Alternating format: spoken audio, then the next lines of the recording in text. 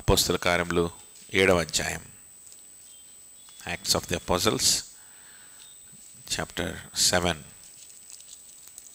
7వ అధ్యాయంలో మనం చూస్తూ ఉన్నది స్టెఫన్ను చూస్తున్నాం. సన్హెద్రిన్ సభకు ఆయన చెప్తున్నటువంటి బదులు మనం చూస్తున్నాం. ఆ బదుల్లో తను తాను డిఫెండ్ చేసుకోవడానికి కాదు, కానీ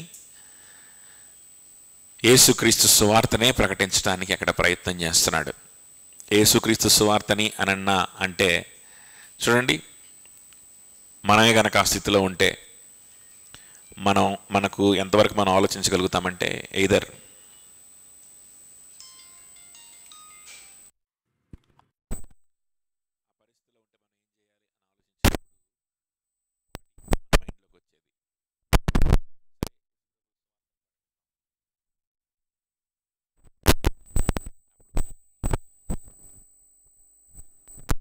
లేకపోతే మన గొప్పతనాన్ని గురించి చెప్పు. నేనేం చేశాను దేశాన్ని గురించి, నేనేం చేశాను, నేను ఎంత సాధించాను, నా చదువు ఏంది, నా వ్యవహారం చెప్తాం. అప్పుడు భయపడిపోయి అప్పుడు గౌరవం ఇచ్చేసి నన్ను వదిలేస్తారేమో. కానీ స్టెఫను మనలాగా ఆలోచించలేదు. స్టెఫన్ ఆలోచించలేదు. స్టెఫన్కి చదువు లేదనే, లేకపోయి ఉండొచ్చు, ఉండి కూడా ఉండొచ్చు, చెప్పలేము. లేఖనాల గురించి అయితే చాలా అవగాహన ఉంది. అది మనం చదువుకున్నాం, దాని గురించి మనం విన్నాం. మంచి జ్ఞానం ఉంది, విజ్డమ్ ఉంది, తెలివితేటలు ఉన్నాయి.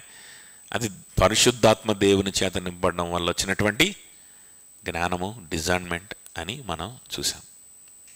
ఓకే, కాబట్టి ఈ స్టెఫను గురించి మనం ఇవన్నీ విన్నాం.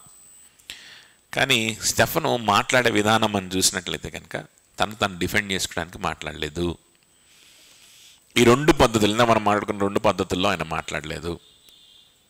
తన గురించి తాను చెప్పుకోలేదు, లేదా సింపుల్గా ఏదో యేసుప్రభు చాలా ప్రేమమయుడండి, ప్రేమించడానికి ఈ లోకానికి వచ్చాడండి, యేసుప్రభు అంటేనే ప్రేమండి, మీకు మంచి చేస్తాడండి, మీకు ఆస్తులు ఇస్తాడండి, మీకు మన దేశాన్ని బాగు చేస్తాడండి, ఆ రోమీల్ని తరిమి కొడతాడండి, మనకు పన్నులు తగ్గిస్తాడండి, మీకు ఉద్యోగాలు తెప్పిస్తాడు, ప్రార్థన చేసి చూడండి, మీ పిల్లలకు ఉద్యోగం రాకపోతే అప్పుడు అడగండి, స్వస్థత పొందకపోతే అప్పుడు చెప్పండి, కావాలని బయట మా వాళ్ళు మొన్ననే కుంటివాడిని లేపారు చూసారా అండంగాని పరిశుద్ధాత్మ చేత నింపబడి దేవదూతలాగా ఆయన ముఖం వెలిగిపోతుంది కదా, ఆ వెలిగిపోతున్న ముఖంతో ఏం చేశాడు? ఇలాంటి కబుర్లు చెప్పాడా? చెప్పలా.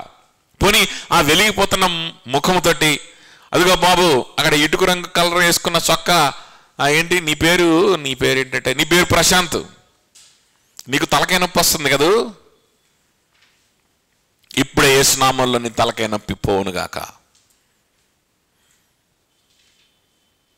చూసారా ఎంత శక్తివంతుడో యేసు ప్రభు. ఇప్పుడు చెప్పండి, నన్ను చంపేస్తారా? ఇప్పుడు చెప్పండి, ఆయన గురించి ప్రకటించొద్దా అని మీసం తిప్పి తొడగొట్టి ఎందుకు చెప్పలేపాడు స్టెఫను? ఎందుకంటే స్టెఫన్కి తెలుసు ఆయన పరిశుద్ధాత్మ చేత నింపబడ్డారు కదా. ఆయన ఎవరి చేత నింపబడ్డాడు? పరిశుద్ధాత్మ దేవుని చేత నింపబడ్డాడు. కాబట్టి స్టెఫన్కు ఏం చెప్తే అది వాక్యం అవుద్దో బాగా తెలుసు. వాక్యాన్ని రాయించింది పరిశుద్ధాత్మ దేవుడే కదా. ఏది చెప్తే అది సువార్త అవుద్దో స్టెఫన్కి బాగా తెలుసు, పరిశుద్ధాత్మ దేవుడికి బాగా తెలుసు. ఈ విధంగా ఇలాంటి పనులు చేస్తే, ఈ విధమైన కబుర్లు చెప్తే అది సువార్త అవ్వదు అని స్టెఫన్కి తెలుసు. కాబట్టి అలాంటి మాటలు చెప్పలేదు.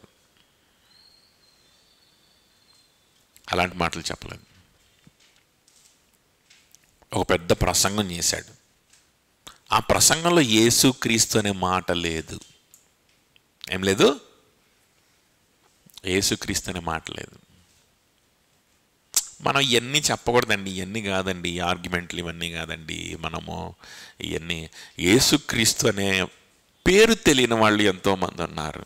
ఏంటంట, యేసుక్రీస్తు అనే పేరు తెలియని వాళ్ళు ఎంతోమంది నార్త్ ఇండియాలో ఉన్నారు. కాబట్టి మనం ఏం చేయాలి? కొంతమంది మిషనరీ హాస్పిటల్స్ గురించి అడ్వర్టైజ్మెంట్ ఇచ్చుకుంటుంటారు, కొంతమంది ఎంకరేజ్ చేస్తుంటారు. వెళ్ళండి, ఒక 6 నెలలు ఉండరండి మిషనరీ హాస్పిటల్లో, ఒక 3 నెలలు ఉండరండి, అక్కడికి వెళ్ళి ఏదో చెయ్యండి, అప్పుడు మీరు చాలా గొప్పళ్ళు అవుతారు, అప్పుడు మీకు చాలా అనుభవం వస్తుంది, అప్పుడు మీకు ఒక అనుభూతి వస్తుంది, అది వస్తుంది, ఇది వస్తుంది అని చెప్తుంటాను. ఎందుకండి అక్కడికి వెళ్ళాలి అంటే, అక్కడికి ఇక్కడ నేను కనీసం చర్చికి కూడా పోనే, కనీసం ఫెలోషిప్కి పోనే, పోయినా మంచి ఫెలోషిప్కి పోనే, స్వార్థ చెప్పని ఫెలోషిప్, ఏదో కబుర్లు చెప్పే ఫెలోషిప్, ఏదో ఎట్లా చదువుకోవాలి, ఏం చేయాలి, నీతులు చెప్పే ఫెలోషిప్కి పోయి వస్తాను, కానీ యేసుక్రీస్తు గురించి చెప్పే ఫెలోషిప్కి పోనే, క్రీస్తు గురించినటువంటి సువార్త ప్రకటించే సంఘాల్లో నేను ఉండనే. నేను ఎప్పుడు కూడా నా క్యాంపస్లో ఒక వ్యక్తి నిజంగా రక్షింపబడాలని, క్రిస్మస్లు ఈ కండక్ట్ చేసి ఉండొచ్చు, కానీ నిజంగా ఒక వ్యక్తి రక్షింపబడాలని ప్రేమించి, ఒక వ్యక్తిని ప్రార్థన చేసి, ఒక వ్యక్తి కోసం ఆ వ్యక్తికి సువార్త చెప్పి, ఆ వ్యక్తిని సువార్త నిజంగా నిజమైన సువార్త యేసుక్రీస్తు గురించి ప్రకటించబడేటువంటి స్థలాలకి తీసుకెళ్ళి, నేను వెళ్ళే స్థానిక సంఘానికి తీసుకెళ్ళి ఆ వ్యక్తిని ప్రభువులోకి తెచ్చిన దాఖలాలు కూడా లేవు. ఇలాంటి వ్యక్తికి వచ్చి ఏం చెప్తున్నారంటే, నువ్వు వెళ్ళు నార్త్ ఇండియాకి వెళ్ళాలమ్మా, ఇక్కడ కాదు నువ్వు పనిచేసేది, ఇక్కడేముంది, నార్త్ ఇండియాకి వెళ్ళి ఎన్ని రోజులుండు, ఒక 2 నెలలు ఉండురా చాలు, మళ్ళా అక్కడ ఉండి అక్కడ పరిచయం చేసేంత సీన్ లేదు, మళ్ళీ ఒక 6 నెలలు ఉండురా చాలు, అక్కడ ఒక హాస్పిటల్ ఉంది, అక్కడ పనిచేసిరా, అక్కడ పనిచేసి వచ్చాను, నీకు సర్టిఫికేట్ ఇస్తారు, అప్పుడు సిఎంసి వెల్లుల్లో పీజీ సీట్ వస్తుంది బ్రాకెట్లో, అది బయటికి చెప్పరు, బయట అంతా భక్తి, అంతా భక్తి.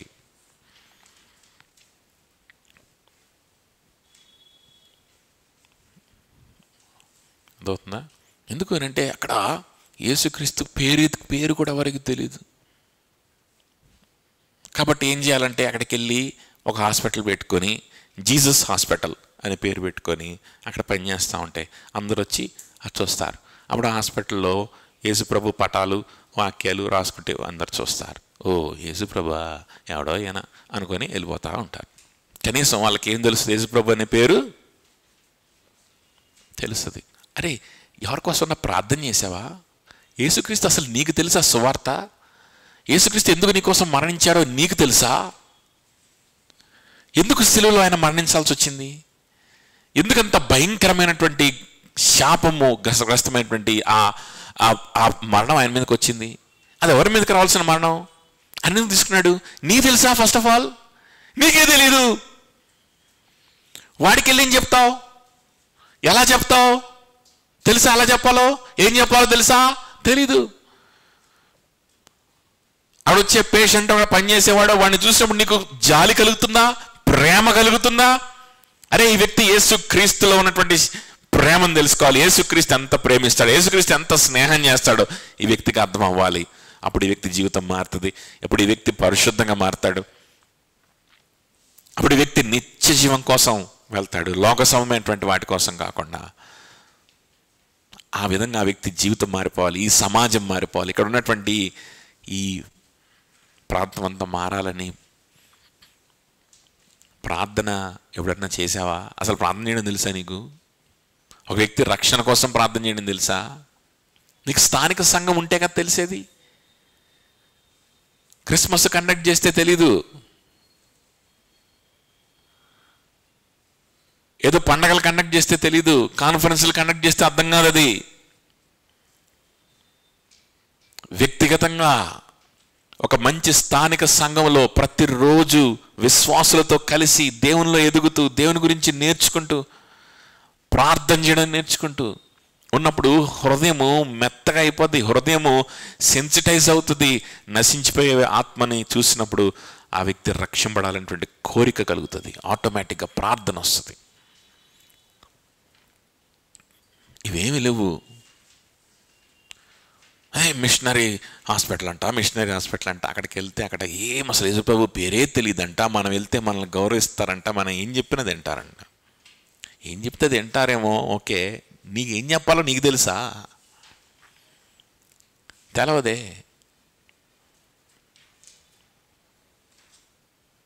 ఇట్లానే మావాడు ఒకడు వెళ్ళాడనమాట ఒరిస్సాకి. ఒక మిషన్ హాస్పిటల్లో పనిచేద్దామని ఎంబీబీఎస్ అయిపోగానే 6 నెలలు తిరగకుండా మళ్ళీ తిరిగి వచ్చాడు. పిచ్చోడై తిరిగి వచ్చాడు, మెంటలు పట్టింది వాడికి. నేను పోయి వాళ్ళని మారుద్దా సంగతి తర్వాత రా నాయన, అక్కడ నాతో ఉన్నాను, నాకు సహవాసం ఇచ్చేవాళ్ళు లేరు, నా కోసం ప్రార్థన చేసేవాళ్ళు లేరు, నాకు వాక్యం చెప్పేవాళ్ళు లేరు, నేను దేవుళ్ళని ఎదుగుతున్నాను లేదు చూసేవాళ్ళు లేరు, ఎవరో లేరు. మెంటలు ఎక్కింది, సైకాట్రిక్ ప్రాబ్లం వచ్చింది, వెనక్కి వచ్చాడు. వెనక్కి వచ్చేసాడు. అదవుతుందా? సో యేసుక్రీస్తు నామమే తెలియనటువంటి వాళ్ళ దగ్గరికి వెళ్ళి యేసుక్రీస్తు యేసుక్రీస్తు యేసుక్రీస్తు అని యేసుక్రీస్తు అని చెప్పి ఒక పెద్ద బ్యానర్ పట్టుకొని ఇట్లా నిలబడి బీచ్ మీద అక్కడ వైజాగ్లో కొంతమంది కుర్రోళ్ళు ఇట్లా నించుంటారు అనమాట. Jesus saves. మనమేమో ఒకసారి వైజాగ్ వెళ్తే ఒక కాన్ఫరెన్స్కి వస్తుంది, అక్కడ కుర్రోళ్ళు ఇట్లా బ్యానర్ పట్టుకొని నించున్నారు. ఒకడు ఇలా పట్టుకున్నాడు, ఒకడు ఇలా పట్టుకొని పక్కన అమ్మాయితో మాట్లాడుతున్నాడు, ముచ్చటేస్తున్నాడు. ఇంకోటి ఇటువైపు ఉన్నాడు, ఇటువైపు ఈ చివరి పట్టుకున్నాడు, బ్యానర్ పట్టుకొని సెల్ ఫోన్ చూస్తున్నాడు.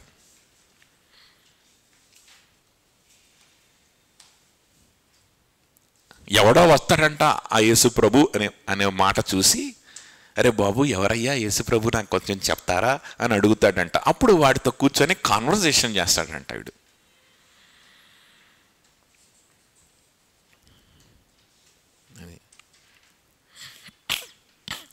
ఈడే సెల్ ఫోన్ చూస్తా ఉంటే దాన్ని పోయి వాడు సెల్ ఫోన్ చూడకుండా, బీచ్ని చూడకుండా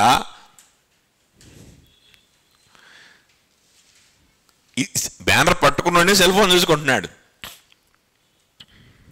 వాడు వస్తాడా, వాడు వచ్చి అడుగుతాడా, అరే చెప్పండి రా ఏంటి యేసుప్రభు అంటే ఎవరు నాకు చెప్పండి, నాకు నేర్చుకోవాలని ఆసక్తిగా ఉంది అంటాడా? ఎవడు పట్టించుకుంటాడు? అదో ఉంది చెప్పింది.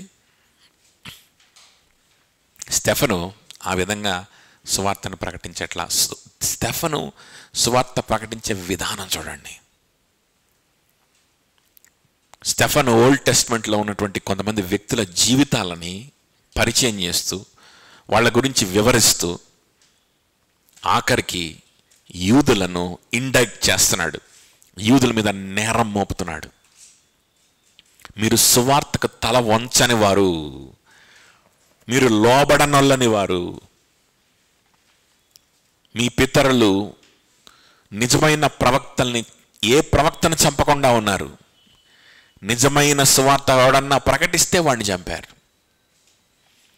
బైబిల్లో ఉన్నది ఉన్నట్టుగా ఎవడు ప్రకటిస్తే వాడిని ద్వేషించారు.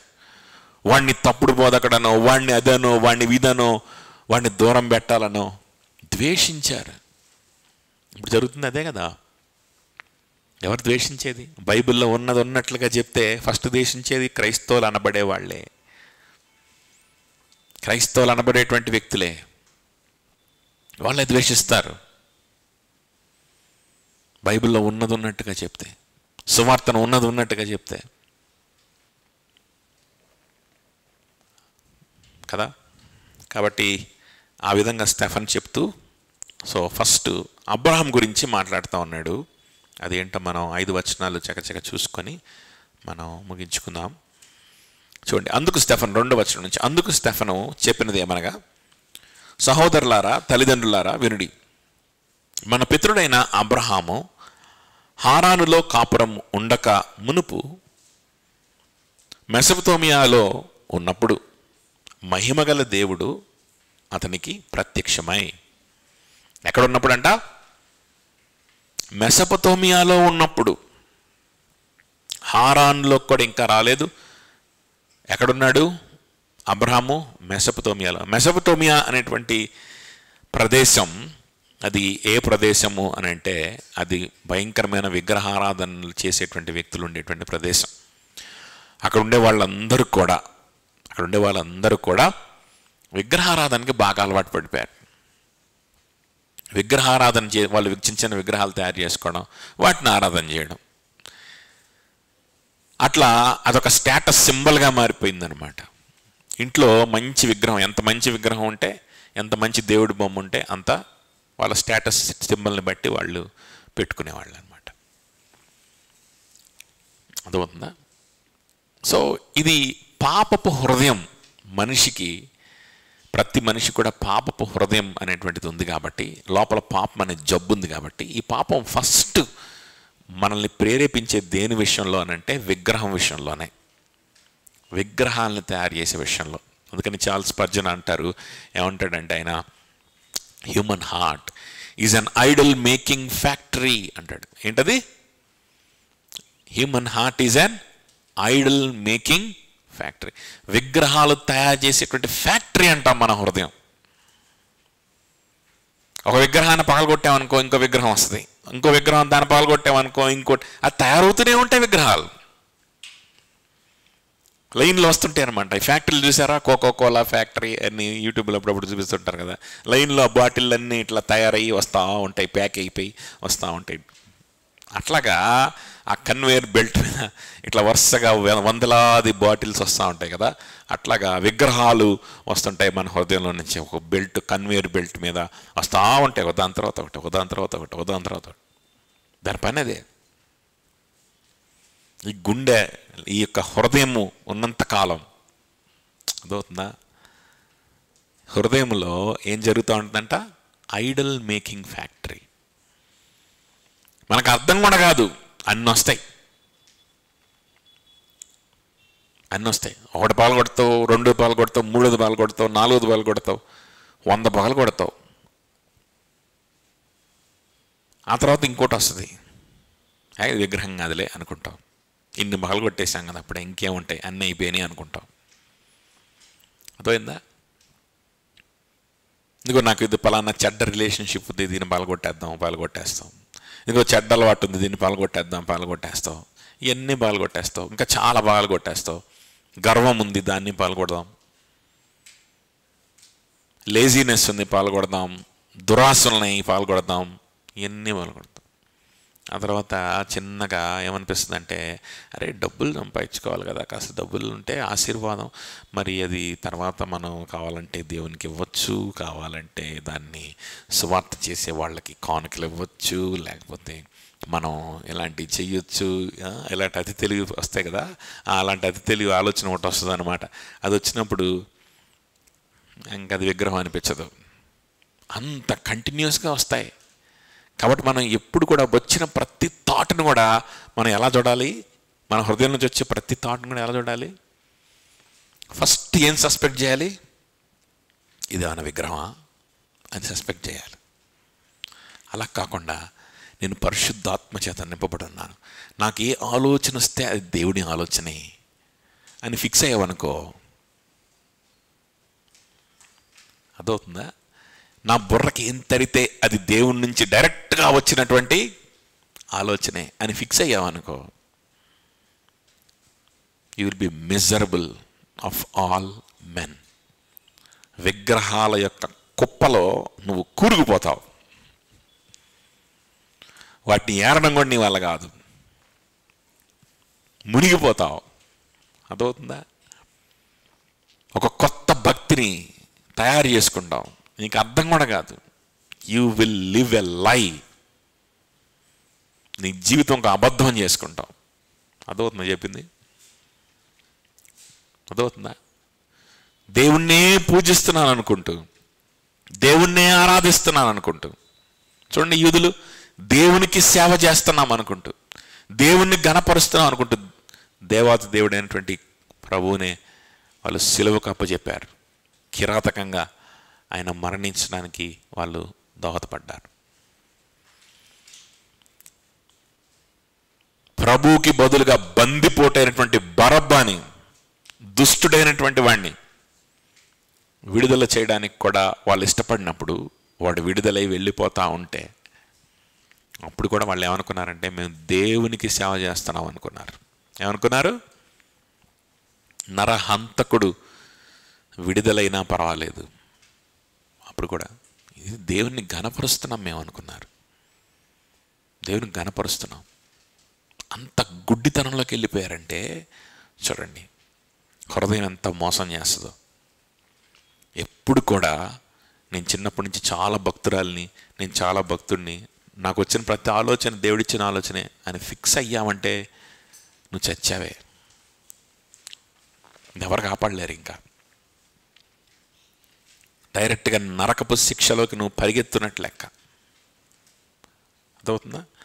కాబట్టి అలాంటి విగ్రహాలు తయారు చేసుకొని ఆ విగ్రహాలను ఇష్టపడి దేవునికి బదులుగా అనేకమైన వస్తువులను పూజించేటువంటి పరిస్థితిలో అబ్రహాం అలాంటి లొకాలిటీలో అబ్రహాం ఉన్నాడు. అబ్రహాం కూడా అలా చేస్తున్నాడని కాదు, కానీ అలాంటి లొకాలిటీలో అబ్రహాం ఉన్నాడు. ఆ పరిస్థితుల్లో అబ్రహాం ఉన్నప్పుడు, మెసొపొతేమియాలో ఉన్నప్పుడు, అప్పుడు ఏమైందంట? ఉన్నప్పుడు మహిమగల దేవుడు అతనికి ప్రత్యక్షమయ్యాడు.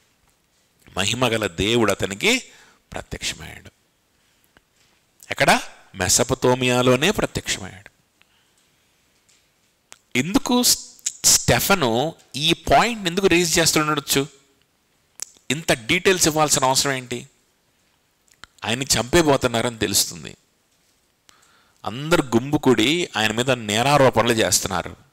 అందరు కూడా కక్షతో ఆయన వైపు చూస్తూ ఉన్నారు. చాలా తక్కువ టైం ఆయనకుంది, ఆయనకు అర్థమైపోతుంది.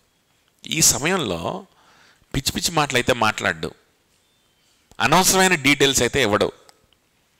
ఇప్పుడు చరిత్రను రాసి ఇచ్చే సమయం కాదు ఇది. ఆయన చెప్పే ప్రతి మాటకు ఒక అర్థం ఉంటుంది. ఉంటుందా? ఉండదా? ఉంటుంది. ఎందుకు ఈ డీటెయిల్స్ ఇస్తుండొచ్చు? మెసొపొతేమియాలో ఉన్నప్పుడు దేవుడు ఆయనకు ప్రత్యక్షమాయను. ఎందుకు? అరే బాబు, యెరూషలేముని మీరు హోలీ ల్యాండ్ అనుకుంటున్నారు కదా, ఇశ్రాయేలు హోలీ ల్యాండ్ అనుకుంటున్నారు కదా, ఈ యెరూషలేములో ఉన్నటువంటి ఈ ఆలయము ఇదే పవిత్రమైన ఆలయం అనుకుంటున్నారు కదా, దీనికి వ్యతిరేకంగా మేము ఏదన్నా చెప్తామేమో అని ముందుకే భయపడిపోయి వస్తున్నారు కదా. యేసుక్రీస్తు గురించి మేము ప్రకటిస్తే ప్రజలు ఈ ఆలయానికి రాకుండా, ఈ ఆలయంలోకి వస్తేనే ఈ స్థలంలోనే ఏదో మహిమ ఉందని అనేటువంటి భావన వాళ్ళకి పోయి వాళ్ళు స్థానిక సంఘం కూడుకుంటూ, తోటి విశ్వాసులు ఎక్కడ ఉంటే అక్కడికి వెళ్ళిపోయి చక్క కూడుకుంటూ, ఒకే స్థానిక సంఘంలో వాళ్ళు కొనసాగుతూ చక్కగా, ఇంకా వాళ్ళకి బిల్డింగ్స్ అవసరం ఉండదు, ఇంకా వాళ్ళకి అదో యెరూషలేము ఆ స్థలానికి వెళ్తేనే ఈ స్థలానికి వెళ్తేనే ఏమీ ఉండదు. వాళ్ళు ఎక్కడ కూడుకోగలుగుతుంటే అక్కడ కూడుకుంటారు. ఇప్పుడు మనం ఉన్నాం సంఘము, ఈ సంఘం ఉంది. ఈ సంఘము అంటే ఈ గోడలు కాదు, ఈ హాలు కాదు. సంఘం అంటే ఇక్కడ ఉన్నటువంటి వ్యక్తులు ఎవరైతే ఒకే శరీరంలో అవయవాలుగా కలిసి కొన్ని సంవత్సరాల నుంచి స్థిరంగా ప్రేమ కలిగి ఒకరినొకరు హెచ్చరించుకుంటూ ఒకరినొకరి జీవితాలు పంచుకుంటూ బలపరుచుకుంటూ ముందుకెళ్తున్నారో వాళ్ళు సంఘము.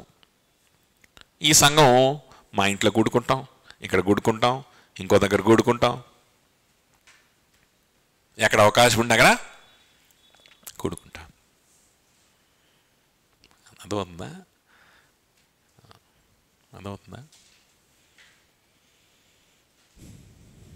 కానీ ఈ సత్యం తెలియనటువంటి వారు, లోకంలో ఉన్నటువంటి వారు, హృదయంలో విగ్రహాలు తయారయ్యే వాళ్ళు ఏం చేస్తారు?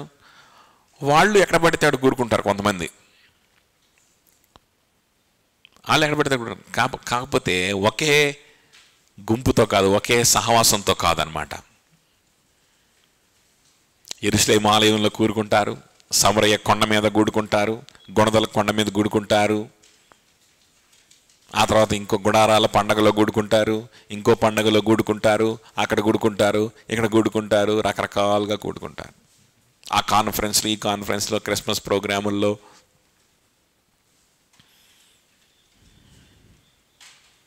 వాళ్ళకు ఒక సహవాసం ఉండదు. మళ్ళీ ఇదిగో డేంజరే. ఇంకొకళ్ళు డేంజరస్ పీపుల్ ఎవరనంటే ఒకే స్థలం, ఆ స్థలములోనే గొప్ప మహిమ ఉంది. అలాంటి స్థలాలు ఇంకో 4-5 తిరుగుతుంటారు మళ్ళా. అదవుతుందా? అలాంటి స్థలాలు పెట్టుకొని ఒక 4-5 స్థలాలు తిరగమని కాదు. నిజమైన విశ్వాసులు ఏం చేస్తారంటే వాళ్ళు తిరుగుతారు, అటు ఇటు తిరుగుతారు, కానీ ఒకే గుంపుగా తిరుగుతారు, ఒకే కుటుంబంగా కలిసి తిరుగుతారు, ఒకే కుటుంబంగా కలిసి ఒకరి జీవితాలు ఒకరు పంచుకుంటూ బలపరుచుకుంటూ బోధించుకుంటూ హెచ్చరించుకుంటూ తిరుగుతారు. ఇంటింటా రొట్టె విరిచారంట వాళ్ళు. ఒకే గుంపుగా ఉంటూ, ఏడబడితే ఆడని కాదు, లేకపోతే ఎవడింట్లో ఆడని కాదు. అదవుతుంది చెప్పింది, తేడా అర్థమైందా? సో ఎందుకు స్టెఫనీ మాట చెప్తున్నాడంటే, బాబు మీరు యెరూషలేము పర్వతం మీద ఈ ఆలయంలోనే ఏదో ఇక్కడే దేవుడు మాట్లాడతాడని మీరు అనుకుంటున్నారేమో. నో, అబ్రహాముకి ఎక్కడ మాట్లాడాడో తెలుసా? భయంకరమైన విగ్రహారాధనలు చేసేటువంటి స్థలమైనటువంటి మెసొపొతేమియాలో అబ్రహాముకు ప్రత్యక్షమయ్యాను. ఆ మెసొపొతేమియాలో ఉన్నప్పుడే అబ్రహాము విశ్వాసిగా మారిపోయాడు. ఆ మెసొపొతేమియాలో ఉన్నప్పుడే అబ్రహాము ఆరాధన చేయడం ప్రారంభించాడు దేవుణ్ణి. ఆ మెసొపొతేమియాలో ఉన్నప్పుడే అబ్రహామును రమ్మంటే దేవుడు అక్కడి నుంచి ఆలోచించకుండా దేవునితో స్నేహం చేసుకుంటూ ఆయన వెంబడించడం ప్రారంభించాడు. చూసారా, స్థలానికి ఏమైనా ప్రాముఖ్యత ఉందా ఇక్కడ? అక్కడంతా విగ్రహారాధన చేసే స్థలం అండి, ఎంత సాతాను స్థలం ఇదంతా. ఇక్కడ మనం అసలు ఏం చేయలేము అని అనుకోవాల్సిన అవసరం ఉందా? ఇక్కడ దేవుడు రాడు అనుకోవాల్సిన అవసరం ఉందా? అదిగో పలానా కొండెక్కితేనే అక్కడ దేవుడు ఉంటాడు, ఇదిగో పలానా స్థలంలోనే మనం కూడుకోవాలి సంఘముగా. ఇదిగో చర్చ్ అంటే ఎట్లా ఉండాలి? ఒక గోపురం ఉండాలి, ఒక టవర్ ఉండాలి, దానిపైన ఒక సిలువ ఉండాలి, ఒక గంట ఉండాలి, బయట పెద్ద బ్యానర్ ఉండాలి, ఆ బ్యానర్ మీద పాస్టర్ అమ్మ ఇద్దరు సూట్ వేసుకొని కట్అవుట్ ఉండాలి.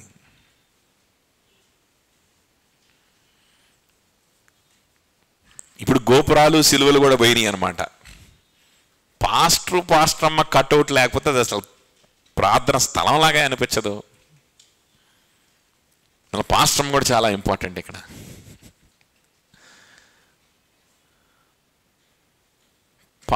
పాస్టర్ భార్య ఇద్దరు కలిసి మంచి ఫోటో ఒకటి తిరిగి పెద్ద కట్అవుట్ పెట్టి, ఆ కట్అవుట్ పక్కన పలానా చర్చి అనే పేరు, ఒక బ్రాండు, ఇవన్నీ ఉంటే అప్పుడు ఇదొక చర్చి బాగుంది, దైవజనులు ఉన్నారు ఇక్కడ, ఈ స్థలం పరిశుద్ధమైన స్థలము, ఈ స్థలంలోనికి మనం ఎంటర్ అవుతున్నాం అని భక్తితోటి రావడానికి బాగుంటుంది. లేకపోతే ఏం బాగుంటుంది? అదవుతుందా? చూడండి, సువార్తిది యేసుక్రీస్తు సిలువలో మరణించడం ద్వారా ఇటువంటి వాటిని కొట్టివేశాడు ఆయన. ఇటువంటి పిచ్చి విశ్వాసాలని తావు లేకుండా చేశాడు. యేసుప్రభు చచ్చిపోయాడు నాకు తెలుసు అంటే సరిపోదు. యేసుప్రభు సిలువలో చచ్చిపోయాడు మళ్ళా లేచాడు తెలుసా, నాకు అన్నీ తెలుసు అంటే సరిపోదు. యేసుప్రభు తిరిగి లేస్తే, ఆయన నీ కోసం మరణిస్తే, ఆయన శరీరంలో అవయవముగా ఉండాలి. ఏదో ఒక స్థలాన్ని చూసుకోవడం కాదు, ఆయన శరీరంలో అవయవంగా ఉండాలి. నువ్వు చూసుకోవాల్సిన స్థలాన్ని కాదు, నువ్వు చూసుకోవాల్సిన ఒక గుంపుని గుర్తుపెట్టుకో. నువ్వు చూసుకోవాల్సిన ఒక సహవాసాన్ని, ఆ సహవాసంతో కొనసాగుతూ ఉండాలి రెగ్యులర్గా. నీ జీవితాన్ని పంచుకునే దేవుని బిడ్డల సహవాసం, నిజమైన స్నేహం, నిజమైన దేవుని ప్రేమను పంచడానికి ప్రయత్నం చేసేటువంటి దేవుని బిడ్డల సహవాసం. యేసుక్రీస్తు నిన్ను నీ కళ్ళకు పదే యేసుక్రీస్తును నీ కళ్ళకు కట్టినట్లుగా చూపించగలిగేటువంటి వాక్యంతో అనే పునాది మీద నిర్మించబడుతున్నటువంటి సహవాసం, అది నీకు కావాలి.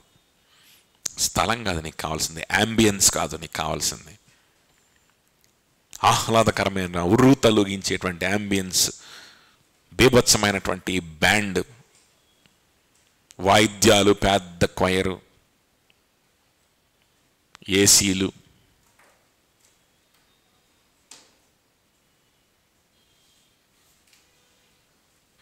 ఇది మంచి సంఘం, ఎంత ఆహ్లాదకరంగా ఉంది, ఎంత బాగుంది. హైదరాబాదులో ఒక చర్చికి వెళ్తే లోపలికి వెళ్ళంగానే ఒక మంచి వాసన, మంచి యాంబియన్స్. ఒకరోజు అరే ఇది భలే ఉంది అసలు ఇది అనిపించింది అనమాట లోపలికి వెళ్ళంగానే. ఎక్కడో చూసినట్టుండే ఈ స్మెల్ అనిపించింది, పెద్దగా ఆలోచించాలి. ఆ తర్వాత ఒక షాపింగ్ మాల్కి వెళ్తే అక్కడ పైన ఒక సినిమా హాల్ ఉందన్నమాట. ఆ సినిమా హాల్లోకి వెళ్తా ఉన్నప్పుడు కూడా అదే వాసన. ఏం వాసన తెలుసా? పాప్కార్న్ వాసన. ఆ చర్చిలో పాప్కార్న్ ఎక్కడుందో నాకు కనిపించలా, కానీ వాసన తెప్పించాడు. ఆ తర్వాత నాకు తెలిసిందనమాట, పాప్కార్న్ వాసన వచ్చేటువంటివి ఉన్నాయని. అది వస్తే క్యారమెల్ అండ్ పాప్కార్న్ మిక్స్ అయిన స్మెల్ వస్తే ఎలా ఉంటుంది? అది ఒక ఆహ్లాదకరమైనటువంటి అట్మాస్ఫియర్ అలా ఉంటుంది అన్నమాట. అక్కడ ఆ షాపింగ్ మాల్ అయితే నిజంగా వండుతుంటారు కాబట్టి వాసన వస్తాయి. ఈ చర్చిలో ఎక్కడున్నది పాప్కార్న్ నాకు అర్థం కాల. తర్వాత చూస్తే చాలా సంవత్సరాల తర్వాత తెలిసిందనమాట, ఆ స్మెల్ రావడానికి ఒక సపరేట్ ఒకటి ఉంది, ఒక లిక్విడ్. అది పోస్తే వస్తుంది ఈ రూమ్లో అంబియన్స్. దీనికోసం యవనస్తులు ఇలాంటివి ఉంటేనే అది చర్చ్ అని భావించడం, మంచి మ్యూజిక్ ఉంటేనే చర్చ్ అని భావించడం అలవాటు పడిపోయాం కదా. అంటే యూదులు కూడా అదే పరిస్థితిలో ఉన్నారు. వాళ్ళకి సువార్త బోధించడం అంటే యేసుక్రీస్తు నీకోసం చచ్చిపోయాడు, యేసుక్రీస్తు మళ్ళీ తిరిగి లేశాడు, ఆయన నీకు ఉద్యోగం ఇస్తాడు, ఆయన నీకు స్వస్థత ఇస్తాడు, ఇది కాదు సువార్త. వాళ్ళకి సువార్త బోధించడం అంటే ఏంటి తెలుసా? ఇదే. నీ హృదయంలో ఉన్న విగ్రహం, నీ హృదయంలో దేవుడికి నేను దూరం చేసేటువంటి విషయం ఏంటి అని అంటే ఇదిగో ఇదే, ఇలాంటి ఆలోచనే. నీ డబ్బు గురించిన ఆలోచన, నీ ప్రాస్పరిటీ, నీ యొక్క ఏంటంటే మానసికంగా నీకు నీ మూడ్ని ఏది అప్లిఫ్ట్ చేస్తే అదే ఆశీర్వాదం నీకు. అది పాప్కార్న్ అయినా ఆశీర్వాదమే, మ్యూజిక్ అయినా ఆశీర్వాదం. నీ మూడ్ని ఏది అప్లిఫ్ట్ చేస్తే నీకు అదే ఆశీర్వాదం, అదే నీ దేవుడు, అదే నీకు తృప్తి.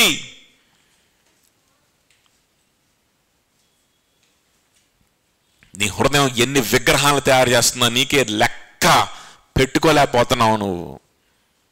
మారండి ప్రభా, నా హృదయంలో ఉన్న ప్రతి విగ్రహాన్ని తీసేయి ప్రభా. నువ్వు వచ్చి కూర్చుంటే ఏ విగ్రహం తయారవదు. యేసుక్రీస్తున్నాడా నీ హృదయంలో? ఆయన సువార్తను ప్రకటించాలని తీవ్రమైన కోరుకుందా? ఆయన శరీరమైనటువంటి సంఘములో సహోదరులతో కలిసి ఆయన గురించి పదే పదే ముచ్చరించుకుంటూ మాట్లాడుకుంటూ ఆయన ఎలా ప్రకటించాలో, ఆయన ఎలా ఆరాధించాలో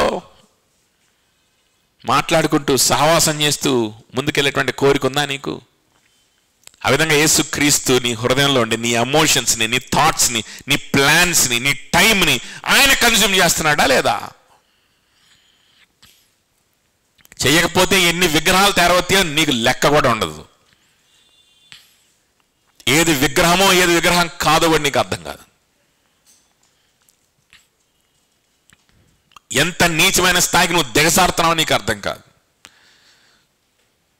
ఎంత నీచమైన వాటిని దేవునికి ఇవ్వాల్సిన స్థానం వాటికి ఇచ్చేస్తున్నావో నీకు అర్థం కాదు. వీళ్ళదే పరిస్థితిలో ఉన్నారు. యెరూషలేములో ఉన్న ఆలయంలో ఉన్నటువంటి అంత ఆ యొక్క వైభవము, దానికి ఉన్నటువంటి అలంకారాలు, ఆలయంలో ఉన్న బంగారము, ఆ సొలొమోను చేపించిన అవన్నీ చూస్తూ ఉంటే, ఆ ధూపాలు వాసన వస్తూ ఉంటే, అక్కడ బలులు అర్పించబడతా ఉంటే, ఓ పక్క గొర్రెల్ని వీటన్నిటిని బలిచ్చి చక్కగా మటన్ వండుతూ ఉంటే, ఆ లోపలికి వెళ్ళంగానే ఒకవైపు నుంచి బిర్యానీ వాసన, ఒకవైపు నుంచి మంచి సుగంధ ద్రవ్యాల వాసన, ఒక పక్క కళ్ళ ముందేమో బంగారము, పెద్ద పెద్ద భవంతులు, వండర్ఫుల్ ఆర్కిటెక్చర్. అక్కడ నీట్గా తెల్లని వస్త్రాలు వేసుకొని ఉన్నటువంటి యాజకులు, లేవీయులు, ఆ దృశ్యం చూస్తే కళ్ళు చెదిరిపోతాయి. ఆ దృశ్యం చూస్తా ఉంటే ఇక్కడ కాకుండా ఇంకెక్కడ ఉండడు దేవుడు, ఇక్కడే ఉంటాడు దేవుడు అనిపిస్తుంది. కానీ అపోస్తులు చెప్తున్నటువంటి సువార్త యేసుక్రీస్తు అనేటువంటి ఒక వ్యక్తి గురించి ఆలోచింపజేస్తున్నాయి. అదే ఆలయంలో అదే శృంగారం అనేటువంటి దేవాలయపు ద్వారం, ఆ ద్వారం పేరే ఏంటి? బ్యూటిఫుల్. బ్యూటిఫుల్. కళ్ళు చెదిరిపోయేటువంటి విధంగా దాని మీద ఎండబడతా ఉంటే దగదగ మెరిచిపోయేటువంటి ఆ అందమైనటువంటి ద్వారం దగ్గర దాన్ని చూడడానికి, అందాన్ని చూసి మైమరిచిపోతా ఉంటే అందరూ అక్కడ కుంటివాడిని స్వస్థపరిచినప్పుడు ఏం జరిగిందో తెలుసా? ఆ అందం ఎవరికి కనిపించలా.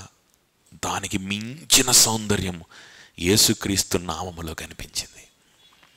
దానికి సౌందర్యం యేసుక్రీస్తు వీళ్ళు చేస్తున్నటువంటి సహవాసంలో కనిపించింది. అరే, ఎంత చక్కగా సహవాసం చేస్తున్నారు వీళ్ళు ఆయనతోటి,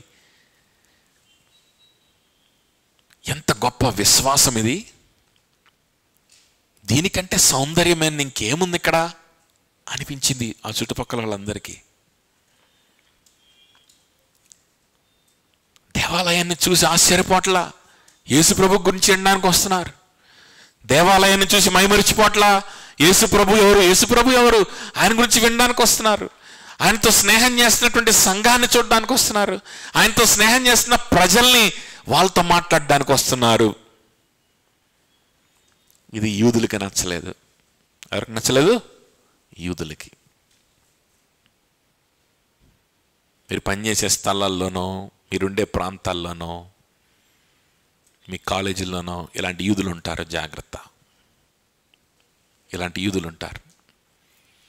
వాళ్ళకి యేసుక్రీస్తు గురించి చెప్తే, యేసుక్రీస్తు గురించి వివరించేటువంటి సహవాసం ఉందయ్యా నాకు.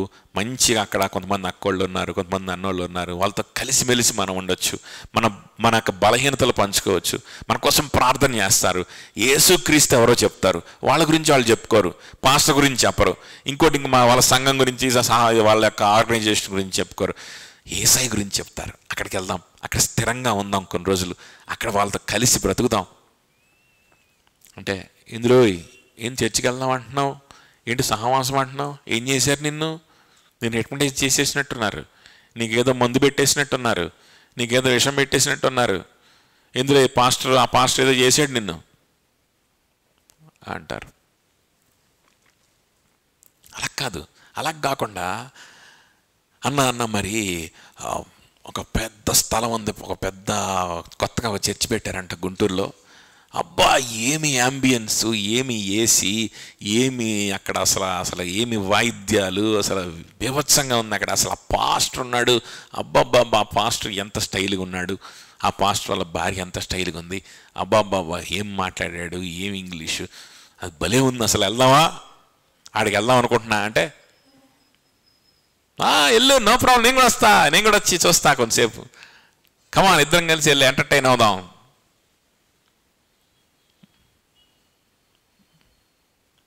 పెర్ఫార్మెన్స్ చేసి వాళ్ళు ఎంతసేపు చేయగలుగుతారు? ఎంతసేపు చేయలేరు, గంటన్నర. కూర్చొని వచ్చేద్దాం పదా, వెళ్దాం. పాస్టర్ డ్యాన్స్ ఏమంటే డ్యాన్స్ వేద్దాం. ఆడ విజయవాడలో వాడు మత్తు మందు కలిపి జనాలని ఇసిరేసి డ్రగ్స్ పెట్టి వీళ్ళందరికీ వాళ్ళ అమ్మాయిలతో డ్యాన్స్లు వేస్తుంటాడు వాడు. ఇంకా వెళ్తున్నారు వాడి చర్చికి. వాడు ఎక్స్పోజ్ కూడా అయిపోయాడు. వాడి పరిస్థితి అందరికి తెలిసిపోయింది రుజువులతో సహా. చర్చి మూసేసుకుని ఉంటాడు అనుకున్నాను కదూ. నో, ఇంకా వెళ్తున్నారు తండోపతండాలుగా. అదే చర్చి, అదే పెద్ద హాలు, పెద్ద స్టేజీ, లైట్లు, స్క్రీన్లు, ఎల్ఈడి స్క్రీన్లు అన్నీ ఉంటాయి. ఇంకా జనాలు ఇంకా తండోపతండాలుగా వెళ్తున్నారు.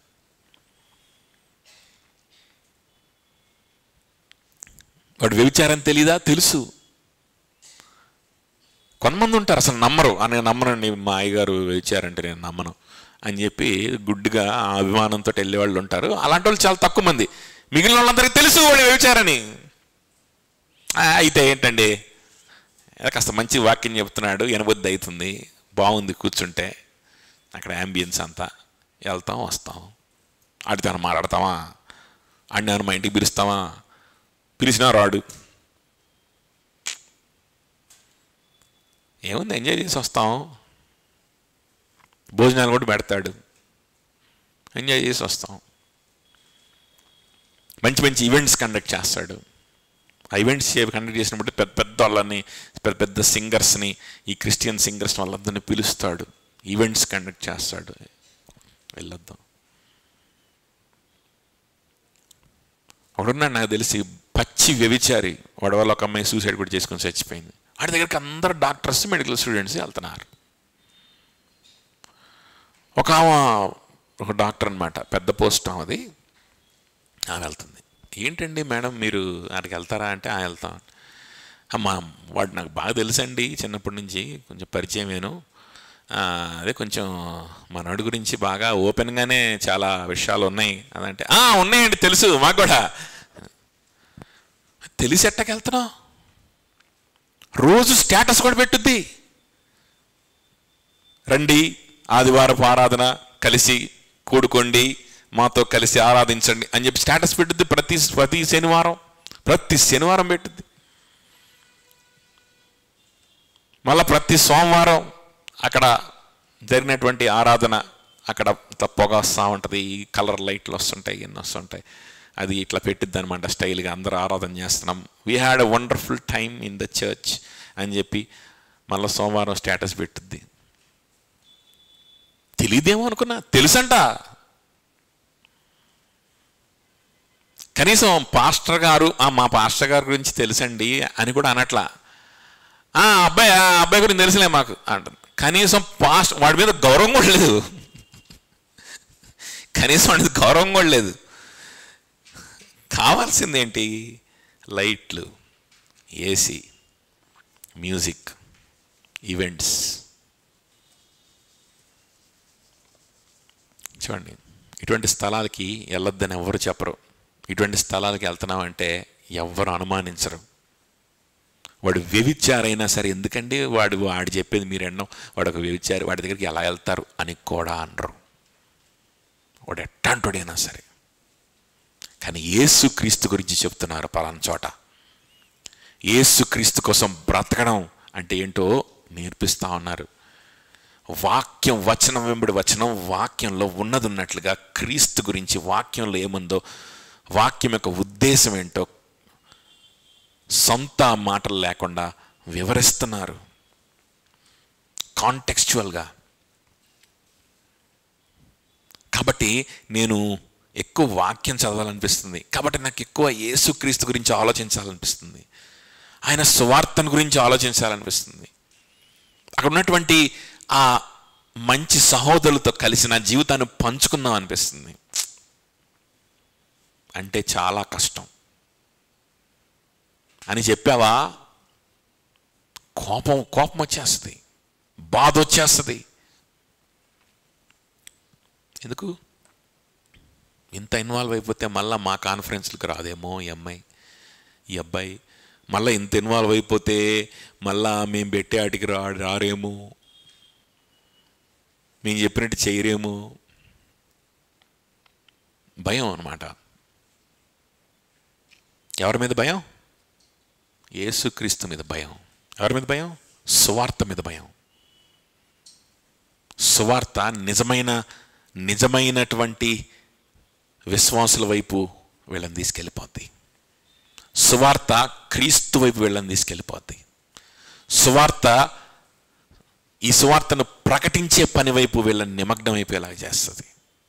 సువార్త యేసుక్రీస్తుకి వీళ్ళు స్నేహితులు అయిపోయేలాగా చేస్తుంది. అలా అయిపోయారంటే మన చేతుల్లో ఉండరు, అలాగైపోయారంటే మన ఆర్గనైజేషన్లో ఉండరేమో, టైం లేదన్నా అంటారేమో.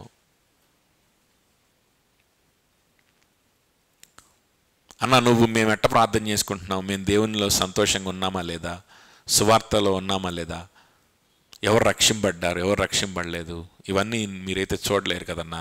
మా సంఘంలో నన్ను గురించి పట్టించుకునే వాళ్ళు ఉన్నారు, నా కోసం ప్రార్థన చేసేవాళ్ళు ఉన్నారు. నా సంఘంలో నేను వదిలిపెట్టలేను, నేను ఆదివారాలు నేను మానేసి రాలేను, నేను మా సంఘ కూడికలు మానేసి రాలేను, నువ్వు ఆడికి రమ్మంటే ఆడికి అంటావేమో అని వాడికి భయం. సువార్త నేను అలా చేసేస్తుందేమో అని భయం. చూడండి, ఇక్కడ సన్నిధిని సభలో ఉన్నటువంటి వారికి ఎగ్జాక్ట్ ఇదే పొజిషన్లో ఉన్నారు. ఇదే పొజిషన్లో ఉన్నారు. సువార్త ఆ యెరూషలేము ఆలయము నుంచి వాళ్ళని ప్రజల్ని దూరం చేస్తుందేమో అని భయం. ఆలయానికి వచ్చేటువంటి డబ్బు తగ్గిపోద్దేమో భయం. ఆ యెరూషలేము ఆలయానికి ఉన్న వైభవం అంతా తగ్గిపోద్దేమో అని భయం. ఆ యెరూషలేంకి వచ్చేటువంటి టూరిజం తగ్గిపోద్దేమో అని భయం. దానికి ఉన్న పాపులారిటీ తగ్గిపోద్దేమో అని భయం. అందులో పనిచేసేటువంటి ప్రధాన యాజకుడు, అందులో పనిచేసేటువంటి పెద్ద పెద్ద మత నాయకులు, వాళ్ళ యొక్క అధికారపు పొజిషన్స్ అన్నీ పోతాయేమోనని భయం. సువార్త అంటే వాళ్ళకి భయము. అందుకే స్టెఫన్ ఏమంటున్నాడంటే, మెసొపొతేమియాలో ఉన్నప్పుడే దేవునికి స్థలాలు లేవు, దేవుని ఈ స్థలంలో ఉంటాడని కాదు, ఏ స్థలములైనా సరే సంఘముగా మనం కూడుకోగలిగితే, దేవుని సువార్త కోసం ఒక సహవాసంగా సహోదరులుగా మనం కూడుకొని బ్రతకగలిగితే, నువ్వు ఎక్కడ బ్రతకగలిగితే అక్కడ దేవుని సన్నిధి మనం అనుభవిస్తాం, సంఘముగా, ఇండివిజువల్గా కూడా. సో మెసొపొతేమియాలో ఆయనకు ప్రత్యక్షమై, నీవు నీ దేశం నీ స్వజనమును విడిచి బయలుదేరి నేను నీకు చూపించబో దేశములకు రమ్మని అతనితో చెప్పాను. అప్పుడు కల్దీయుల దేశమును విడిచిపోయి హారానులో కాపురముండెను. అతని తండ్రి చనిపోయిన తర్వాత అక్కడి నుండి మీరిప్పుడు కాపురమున్న ఈ దేశమునందు నివసించుటకై దేవుడు అతనిని తీసుకొని వచ్చాను. సరే, టైం అయిపోయింది, మనం ఇంతటితో ముగించుకుందాం. యాక్చువల్గా 5 వర్సెస్ అన్న మాట్లాడుకుందాం అనుకున్నాం. స్టెఫను చెప్పేటువంటి ప్రతి మాట ఆయన మరణ వాంగ్మూలం, ఇట్స్ ఇస్ డెత్ స్టేట్మెంట్. కాబట్టి ఏ ఒక్క మాట కూడా మనం లైట్గా తీసుకునేది కాదు. జస్ట్ లైక్ దట్ హిస్టరీ చెప్పడానికి కోసం అని చెప్పి కొన్ని హిస్టారికల్ ఫ్యాక్ట్స్ని అలాగా ఏదో వదిలే విధంగా ఆయన వదలట్లేదు. ప్రతి మాట ఆయన ఆచితూచి, ప్రతి మాట వెనకాల ఎంతో గొప్ప అర్థాన్ని ఆయన కలిగుండి ప్రకటిస్తూ ఉన్నాడు. కాబట్టి మనం టైం తీసుకొని ఈ 7వ అధ్యాయాన్ని చాలా స్లోగా మనం ధ్యానిస్తాం, వచనం వెంబడి వచనం. కాబట్టి దయచేసి అందరూ కూడా, కొత్తగా వచ్చిన వాళ్ళు కూడా, మీరు సహవాసంలోనూ ఈ వాక్య ధ్యానంలోనూ కొనసాగితే బాగుంటుందని దేవుని పేరిట మనం చేసుకుంటా ఉన్నాను. ప్రార్థన చేసుకుని అందరూ లేచి, లెట్స్ ఆల్ స్టాండ్ అప్.